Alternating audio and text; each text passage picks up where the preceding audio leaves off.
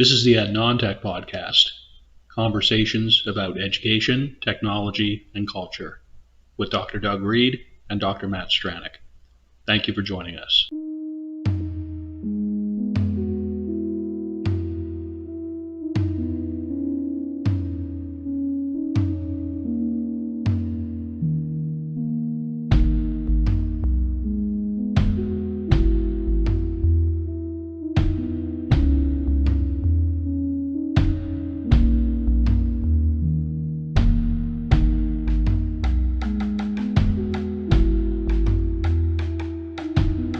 My name is Dr. Doug Reed, and I am located on Abagway, the traditional and unceded territory of the Mi'kmaq people.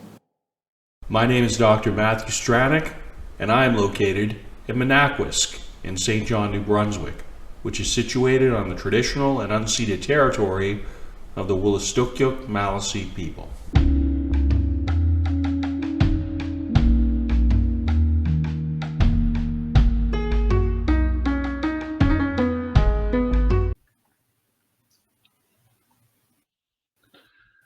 Hey everybody, after some holiday chicanery and after not a small amount of technical malfeasance, we're back, and we're the Ed Non-Tech podcast as ever. Dr. Doug Reed over there and myself, Dr. Matt Stranick. Hope the holiday has been kind to you and those around you so far. How's your thing here been, Doug? Your Festivus period time? It has been fantastic, except I am exhausted. You know, when you have people around all the time and you're always doing stuff, that's like the opposite of the sleeping in and being a sloth. But it's been amazing. It's been so good. I've been so happy with it. How about you? What have you been up to? Oh yeah, it's been a really solid holiday. It's been just because of the factors at play in my personal and professional thing right now. Apart from the fact that it's absent my kids, which is, huge. It's actually, besides that, it's the least stressful holiday I can remember, like in years, actually. Just completely low key, checked in with all the people in person, and I don't know. I feel like it was completely successful relative to what it was going to be. So. Right on. That sounds wonderful. Yeah. So this episode, in my opinion, was actually done to a really high standard more than a week ago. It's like, got up in the morning, had the energy for it. We had a really great conversation. Nobody doing any weird verbal tics too much that got noticed. But then StreamYard utterly shat the bed when it came to producing an audio recording on my end. And whether that's just the omnipresent, sketchy internet factor, which is now coupled with the fact that I reside in a basement, which may, even extenuate that further. But nevertheless, we are taking another run at it because that's what we do. We're both really that committed to the enterprise and probably should be committed. Hardy har har. What you got cooking here, Doug? I mean, what's your thing? What's your opening gambit ahead of this topic? What would you like to say here, pal? Well, I just want to thank Charles Dickens because we are one of a long line of people that have just ripped off his ideas. And so we're going to take a look at our third chapter of The Ghosts of Christmas. So we're the ghosts of EdTech yet to come. And I read an interesting article about Charles Dickens and how this story revived Christmas. Christmas was one of those holidays that was kind of fading off and not being that big a deal. And then he brought it back. And now people love it more than ever. I don't know whether that's true, but it kind of makes me feel good if it is. Well, and first of all, as a English teacher, former English teacher, English major at university, my mom almost did a master's degree in English almost before choosing to go into being a lawyer. for her career. And so, I mean, to me, this just hits all the buttons. So when I'm going through your notes here, as per the Dickens, the title of it is actually The Ghosts of EdTech Future. That is to say, yet to come, because that's more in keeping with the original, isn't it, Doug? I think it is. I think it is. Swell. So that's what we're doing today. Dope. So why don't you tell us about, why don't you give us the runoff here into the first source, pal? Okay. So what I've done this week is I've gone in and grabbed a whole bunch of current articles where people are trying to forecast the future. And you know how good EdTech is at that, because nobody thought social media was going to be a thing. So sometimes we have some blind spots. But the Akhmenov 2022 article, Use of ICT in Higher Ed, is really interesting, because one thing that they say is any changes, any digital economy changes in higher ed has to be implemented comprehensively, systemically, and in an orderly manner. And does that really happen? Have you ever been a part of that in a post-secondary, where those things, when it got down to the nuts and bolts of it, that it was done and those, with those three things as a priority: comprehension, systemically, and orderly? Well, I remember, I'm just going back in my mind to what we talked about before. First of all, kudos, Doug, as ever, with this enterprise where you're bringing in sources from outside the North American academic industry. That's really, the International Journal. I think I kind of asked you to pronounce the title of the journal last time, and we're not going to go there. I don't think that wasn't necessarily nice. Thank you. To do that. But yeah. But it was meant in good, jolly good holiday fun, Governor. But otherwise, right? I don't know. I think it's one of those things where we talked about, like, to summarize, I suppose, a tangent from the previous recording, is that, planning processes, it's like design. Good design is invisible. Good planning is invisible. But man, when it's absent, like anybody who's ever witnessed a engineering failure has witnessed a failure that could have been prevented in the planning stages. And I'm not saying the learning technology department at a certain university that shall remain nameless is like an engineering failure in motion. But I mean, if I did say that, it might be somewhat true according to a certain perspective. And that's great, because you know why? Opinions are like, elbows. I was going to say most people have one, right? So that's just me having an opinion about that.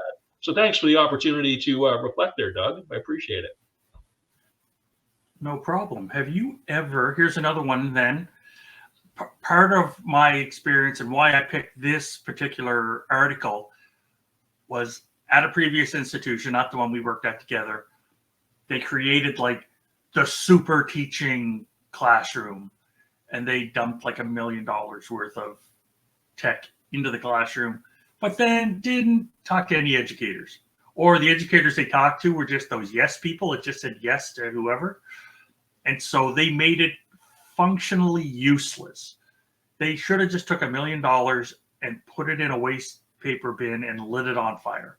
Like that was the value of the $1 million they spent on this one classroom. They made it so you couldn't possibly use it in a pedagogical way. So in your experience, because I know you've been at a couple of places, have you ever had those kind of like the hardware implementations, or was it just software? I guess what I would say is, I mean, I'm being obviously very tongue in cheek and very facetious about, a past employment experience. I mean, it's just what happens is you get people with varying levels of knowledge and, shall we say, competence when it comes to certain aspects of their roles. So you may have somebody who's like really great on, outreach or programming, but then maybe, has less, experience or whatnot in, say, budgetary or procurement processes. And that is legit. That is what good institutional PD should there be to A, predict throughout the hiring process, B, click into place with a, sort of developed training plan, or whatever, a professional enhancement plan out of the gate that's actually structured. And then so you sort of address the gaps, and then, in a sort of orderly way, and then you have a platform to sort of your higher deliverables. And I think the worst thing is that you just kind of throw people into a boardroom or a meeting room or a Zoom conference and just go, oh, okay, well, this budgetary procurement thing needs to happen. And, whoever's in this room is going to roll up their sleeves and do it. And it just, it's just like tech is such a resource hungry area. It's just so great for, sloshing over surplus or predicted, financial, accounting practices. It's just like, and there are so many stakeholders who have a say. And sometimes it's almost like there's too much consulting to the point where you're paying consultants, as well as having to balance that with satisfying everybody, till you get to the point where it checks off all the boxes, like you sort of described with that, example, and it satisfies absolutely no one whatsoever. So again, having, I guess, just robust, rigorous, accepted, just common, project or business management practices across an organization is just something that, higher ed doesn't seem to do particularly well, generally, in some instances more than others. And there's definitely exceptions to that. But observationally and anecdotally, man, I mean, I don't know. Sorry, this is definitely a tangent. Anything there that kind of speaks to you, bud? No. I just wanted to know what your thoughts were. And I think we've been at different institutions, but we've seen the same thing. We've experienced that same. I've been the person in that meeting where it's like, whoa, we're making what decision today? Are you kidding me? It's like, these are the wrong people in the room. Why are we doing this? We have to do what within 3 months, like, oh, okay, well, who decided that? Well, that's when fiscal year ends. Oh, well, we got some budget we got to burn. Oh, well, who else needs to burn some budget? Oh, well, why don't we just stack it all up there and then see if we can't get the newest whiz band thing that, this friggin' consultant sent us an email about, and just, without testing it, without vetting it properly. It's just, okay. I mean, not that I'm an expert or spent any time in institutional procurement processes. I don't mean to like beat that level of it like a piñata. Our colleagues in those areas fill very serious and necessary functions. It just seems like so much stuff is done by committee with people with A, no particular educational background or interest, B, with people who may even not have any particular business or project management experience, both of which are most assuredly needed to set up a climate under which expenditures can be timely, well-balanced, and appropriate, to actual things, rather than just being some goofball, half-assed gimmick, which just ends up sucking a lot of budget and not, working in any way that it was meant to. And speaking of things that don't work any way that they're meant to, I want to jump to the FAUSI 2022 article, e-learning in higher ed institutions with a bibliometric analysis. Bibliometric analysis. So rad. So rad. It is. Yeah. Now, there's two things I want to talk about in this article. One is the whole concept of making sure not to burden students and faculty members with troublesome and unnecessary workload. Or like that is vital. That should be at the base of every decision. And I want to talk about the chart that the listeners can go to the website and take a look at, because that is a scatter plot. Is that what it's called? I keep forgetting. We had a really whimsical thing about this last time. I am remembering now. I'm just going to say if you are into Jackson Pollock, you might appreciate a scatter plot with the colors. It's just like taking a paintbrush and just whoosh, but it's actually data presented in a complex data presented in a really neat way, which because of the size of a computer screen, a size of a JPEG graphic squeezed onto a computer screen, I have no way of understanding what that means. I just like, as a artistic kind of thing made of data tendrils, I just think it kind of looks cool. But then to speak to the point I think that we came to last time around with that was there's some serious sensory deficiencies there for people who have, non-standard sensory configuration, right? So I don't see greens as well as everybody else. So that chart is kind of useless because they present some information just through color. So I just can't, I'm guessing at what they're trying to get at and how they're grouping things. So it is a very nice chart. Like if you were trying to present that to somebody to say, look at all the work we did without getting them to read 8, 10, 20 pages, they could look at that and say, oh yeah, you've obviously read a lot. You've obviously blah, blah, blah, done your due diligence. If you could have some click in, like it looks to me like if you had, that would be like a cool H5P interaction where you have the, hotspot activity where you click in and it zooms in onto a node of a more complex thing. And then it has sort of a further enhancement or, a little blowout or a little video embed or something, which sort of speaks to that particular node.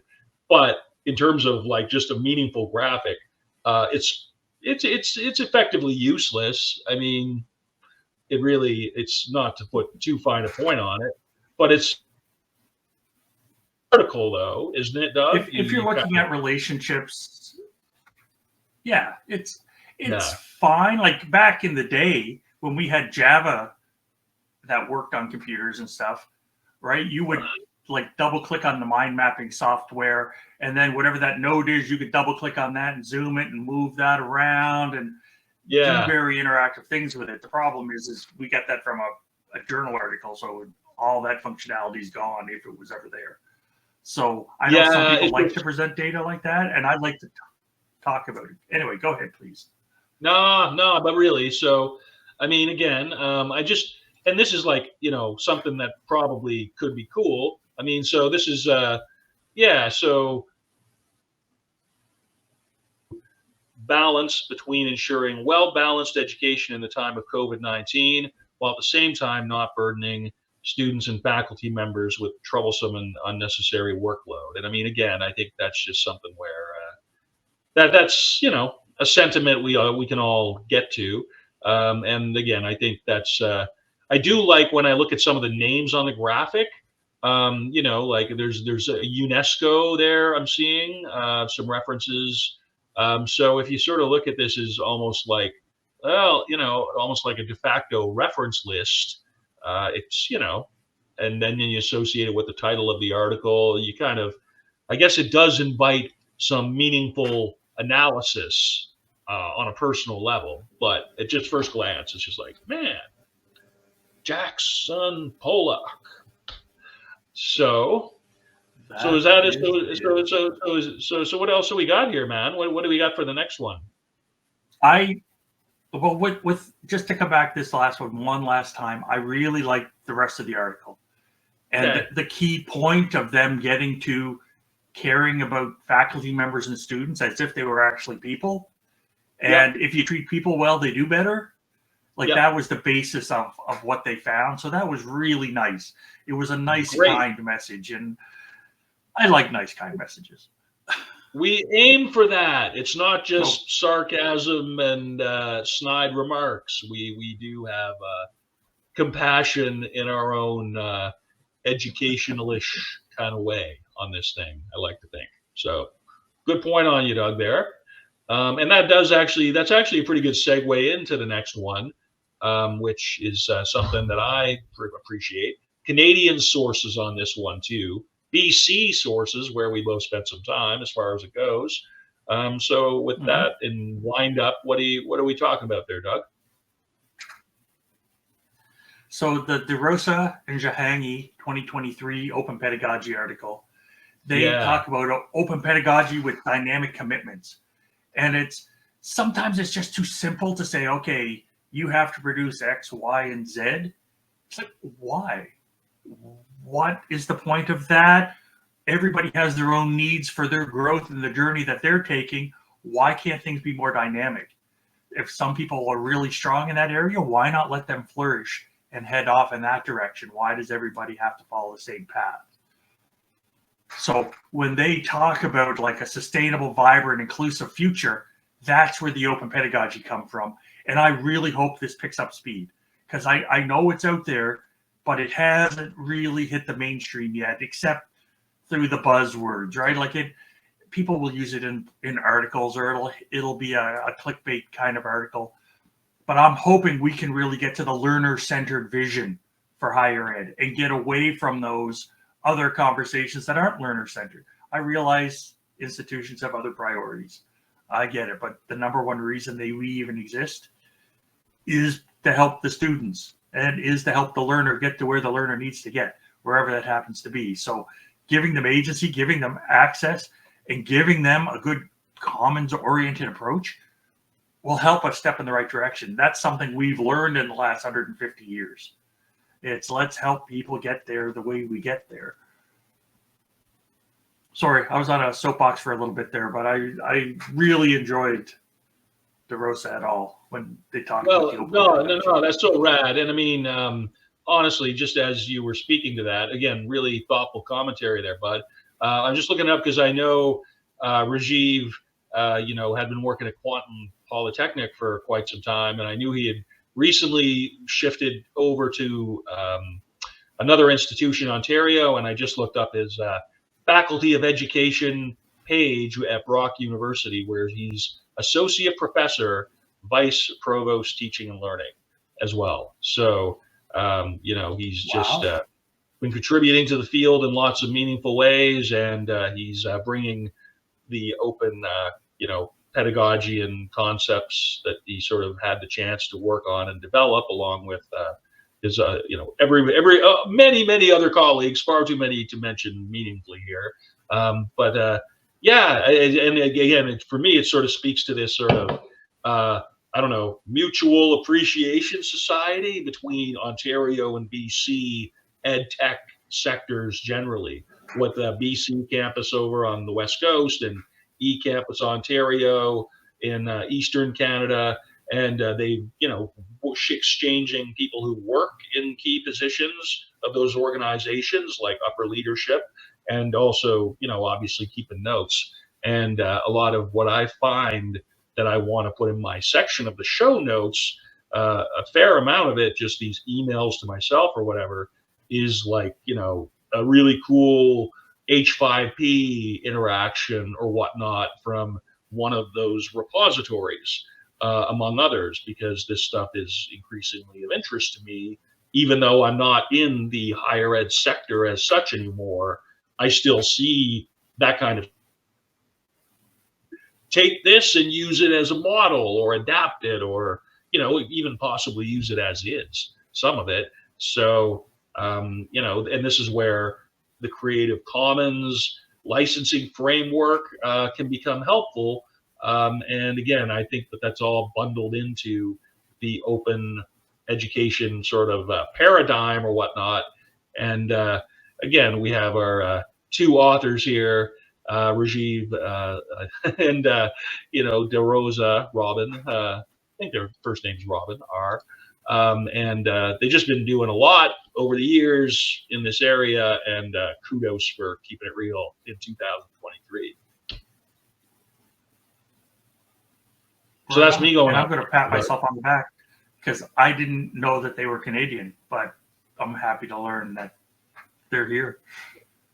Yeah, it's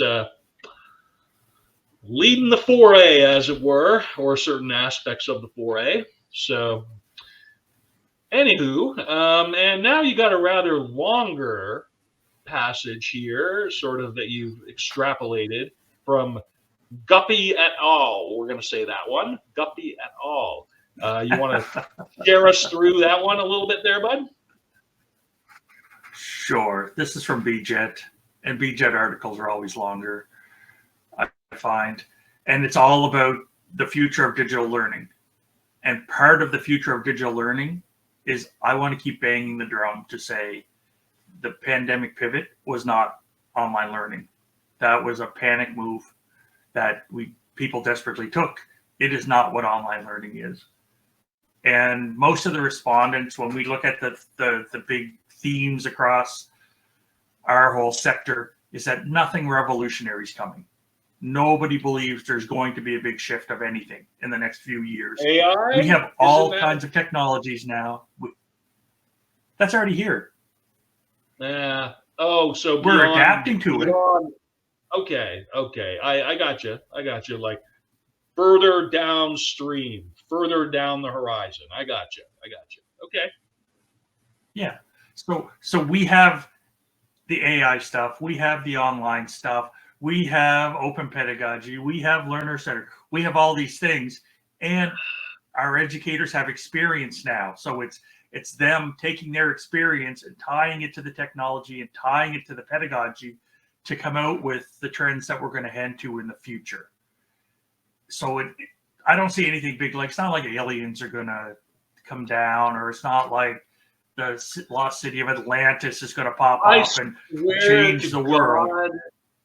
I've had, if folks, I'm putting up my warning hand. You invited the possibility of speaking to aliens on the show, and we've come so far from a failed technical aspect to get this episode to where it is. So we do have to come back and have an alien themed episode, just because I actually have some opinions about this, and I suspect, Doug, you might as well. So just maybe. Okay. So sorry, I'm not even.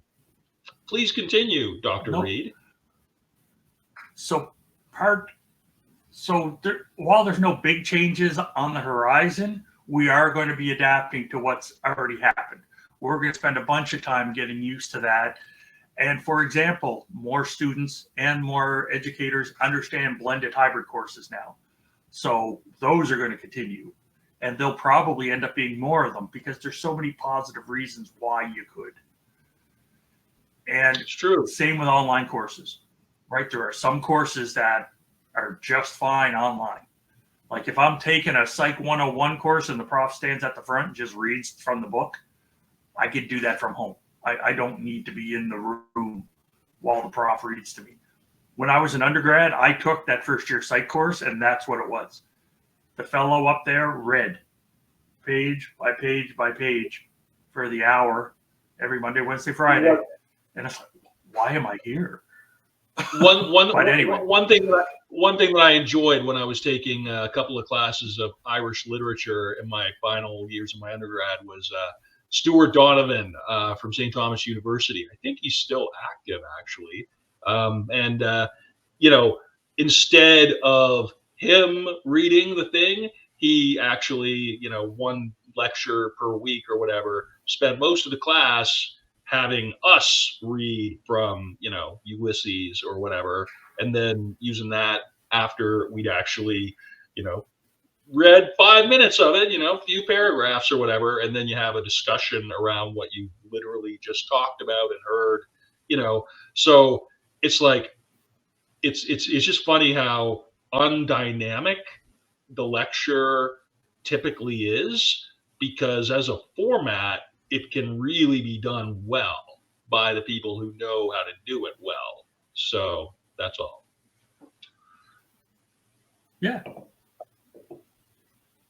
The last thing that Guppy et al. Mentioned that I really liked was they talked to faculty, students, senior admin, and instructional design professionals, and there was a strong congruency in all their beliefs.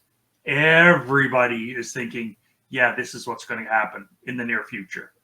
which was really nice. There was nobody saying, "Are you kidding me? This has got to change," or "You're not paying attention to that, and that's going to hit us like a freight train." So it was really, really nice to see, okay, we're all kind of on board. We all have a kind of a feel for what's coming. Because another thing that really interested me is I was talking to some people in industry, and it's not the education industry, like a trade. Yep. And one of the ways that this trade across the province is getting more workers is to say, we're giving you a choice. Do you want to work 5 8-hour days or 4 10-hour days? Because your week will be 40 hours, but which way do you want to split it up? And almost everybody is taking the 410s. Everybody wants that extra day off. And so then business can go in and say, okay, here's how we're setting up our workloads and how things are going to get done and all the scheduling. And it was just neat to see a trade say, this is where we're headed. This is what the industry wants. This is what the workers want. Everybody likes it. Can we convince the post-secondaries to head in that direction? Other than K-12 being a babysitting service, why are the students going 5 days a week?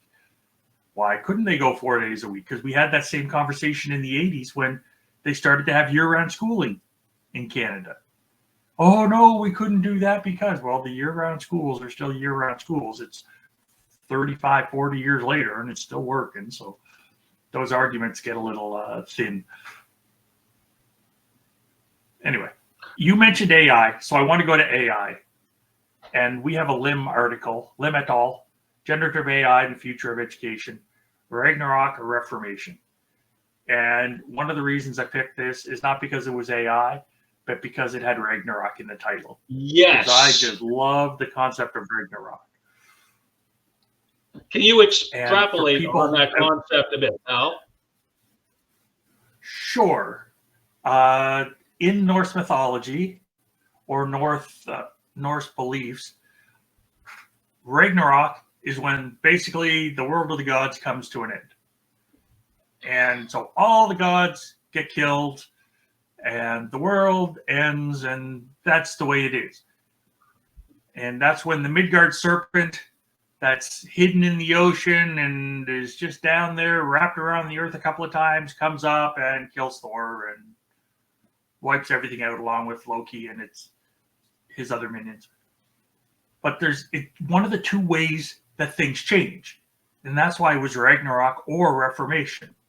Because Reformation is things change a little bit at a time, right? Well, we'll just modify this. Okay, we'll just modify that. And okay, we'll just modify, we'll chip away at this, chip away at that. And Ragnarok is burn it down and redo it.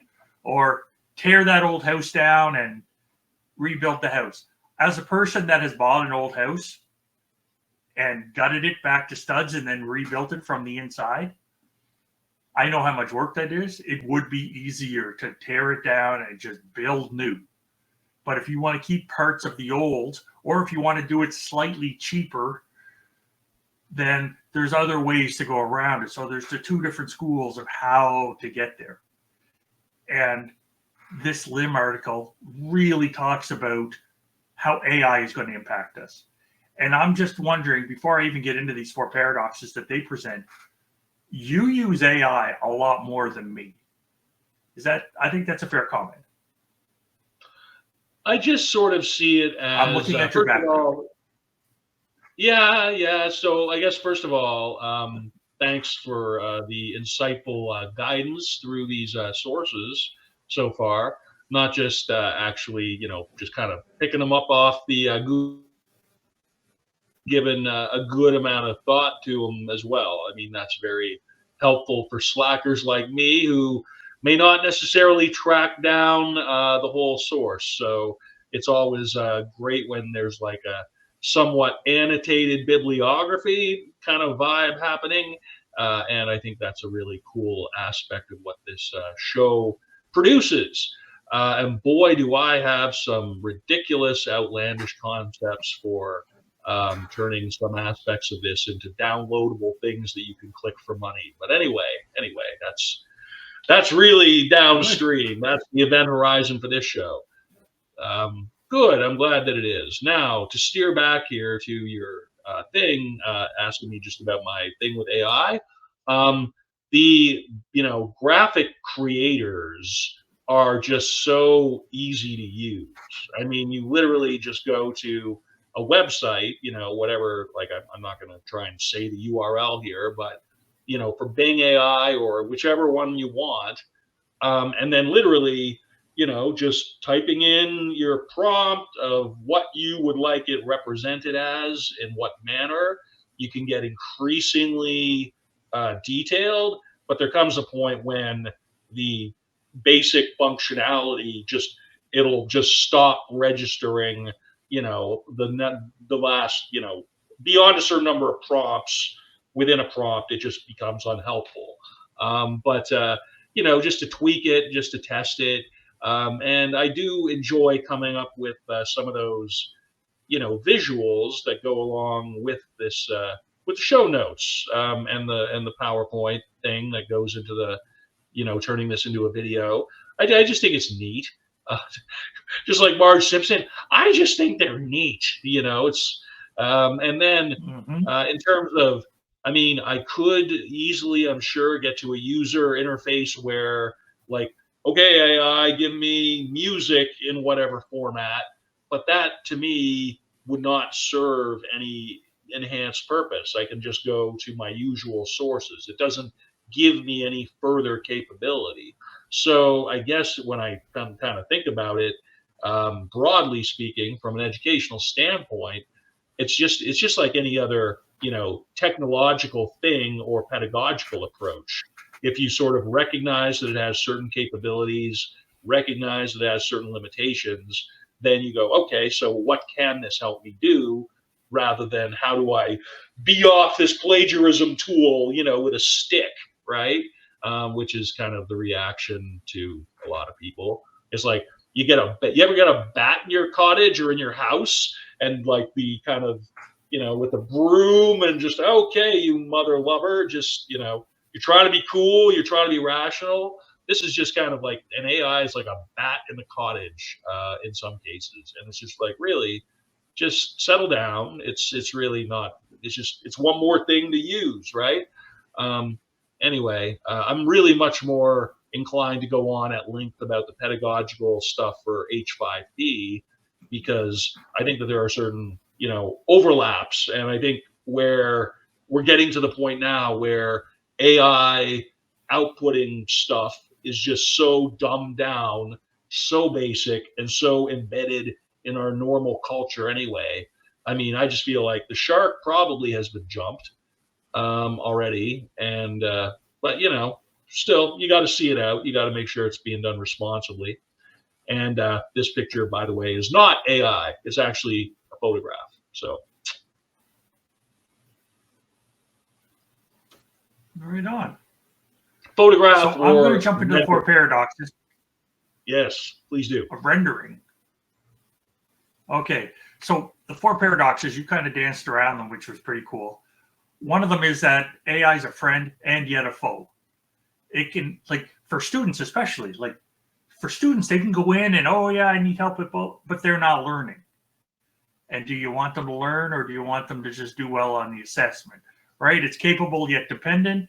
Oh, it's super helpful with this stuff, but based on the large language model access that they've got behind scenes, they just may not know something. Because I know that the original ChatGPT, they harvested everything from spring of 2021, and it just didn't know anything that happened after the spring of 2021.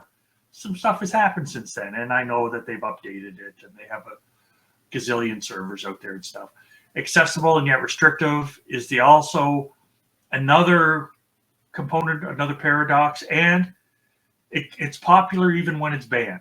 And last January 12th, we released an episode where we talked about people that are trying to just ban AI. And the floodgates are just too large. You just can't do it. A friend of mine talked to me. She was changing her course. She works in a university. And she said, okay, I have this assignment that I've done for a while now. Now I have to change it because I don't want to read what the AIs have said. because she has students that are producing results, and this person can barely string a sentence together, and suddenly here's 500 words of perfect text, kind It is of what I on the meant subject. to say. And It is what my brain meant to say. It's almost like, the centuries, thousands of years thing where it's like, you have to have language as a mediating thing between thought and your external reality. That's just like, it's just like, that thing that got you from being a goop of sea slime to having even a thing called the internet. It's like that whole thing you kind of developed up there. Just let's outsource that. You don't need that. Like, not cool. Boo earns. Boo words, that is about it. And boo words leads me to one of the two images that I'm hoping that you put up into the WordPress site. Oh, they Because certainly we've just are. done It's this been there for some weeks, as a matter of fact, at this point. Yeah. So, because we're ripping off A Christmas Carol by Charles Dickens, one of the things that came across my feed is about how A Christmas Carol is a heartwarming tale of how the rich must be violently traumatized into sharing. That's hilarious. And that's yesterday, an awesome I think, picture, and that's an awesome quote. And what happened yesterday? Jeff Bezos just announced that he was going to leave whatever, 180 billion to various charities when he dies. And the first comment that people had was, looks like somebody got visited by 3 ghosts last night. So it just made me laugh more than anything else. I hope he's going to adjust for inflation, because he's still like only in his 60s, right? I don't even know. You want to make sure that's adjusted appropriately for inflation, because otherwise it's kind of an empty gesture, Bill. Nice try, Bill.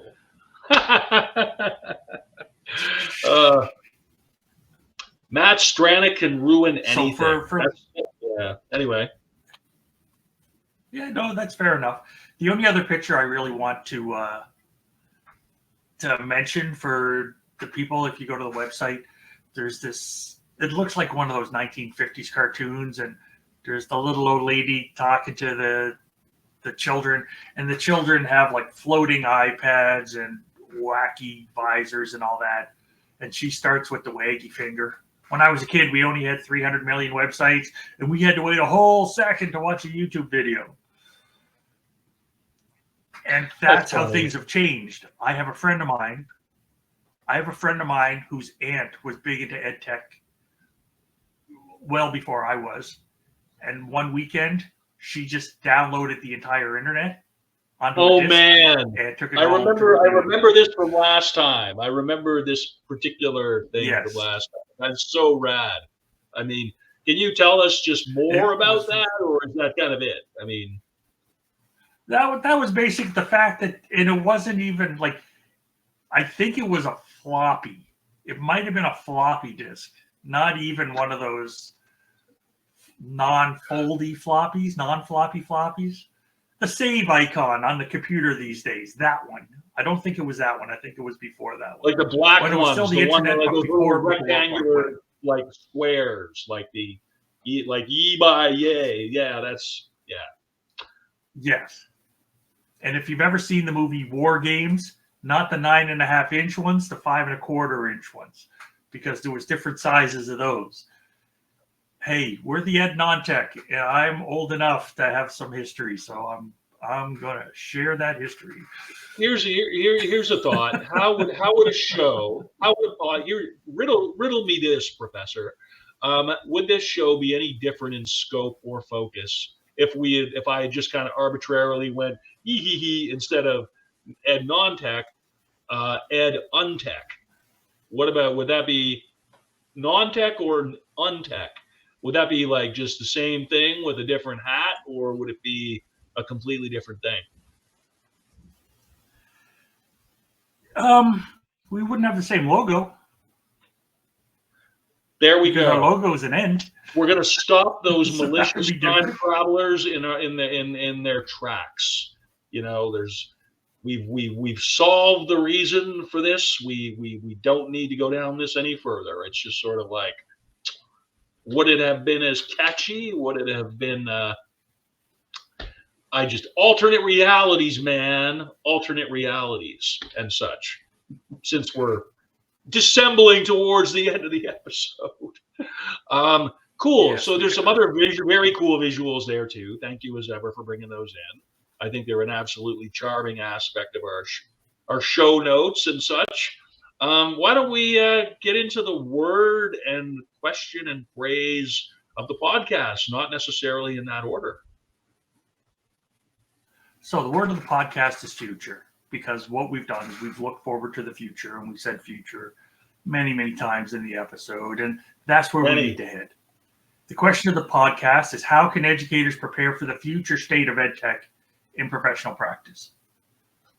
Because right now, is there a real plan, or are people still recovering from the pandemic, or are they having a chance to catch their breath and move forward with how they're doing education today?